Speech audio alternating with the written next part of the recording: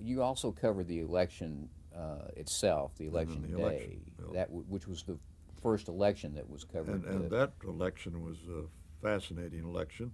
Although Eisenhower wrapped it up pretty early, we weren't convinced that he'd wrapped it up early because we didn't yet have the computerized projections to the degree that we have them now. We didn't have them at all.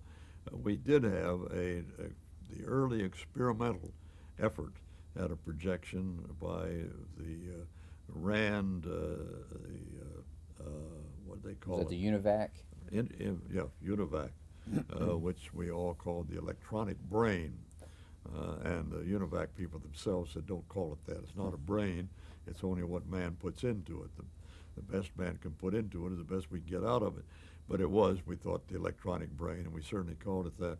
UNIVAC I visited down in Philadelphia. It was a computer in a room that was immense. It could have been a hotel ballroom. It was so big, filled with equipment, all with tubes, vacuum tubes, rather electronic tubes, and things of that kind. And they fed into it some material which we had provided them on test precincts and test areas around the country.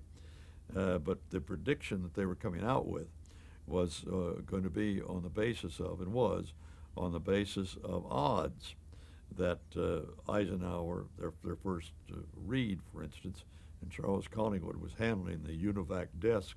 We went to him and he said, this was very early on, maybe an hour after polls had closed, and he said, UNIVAC's prediction is that Eisenhower is 100 to 1 to win this election.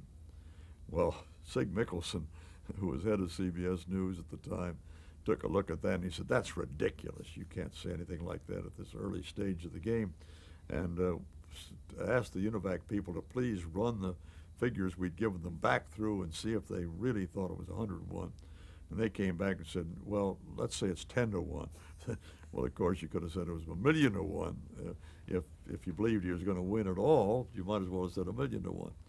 But it was an early primitive effort at what has now become highly scientific, and I think has been proved to be a very accurate means of predicting the outcome on the basis of a few votes.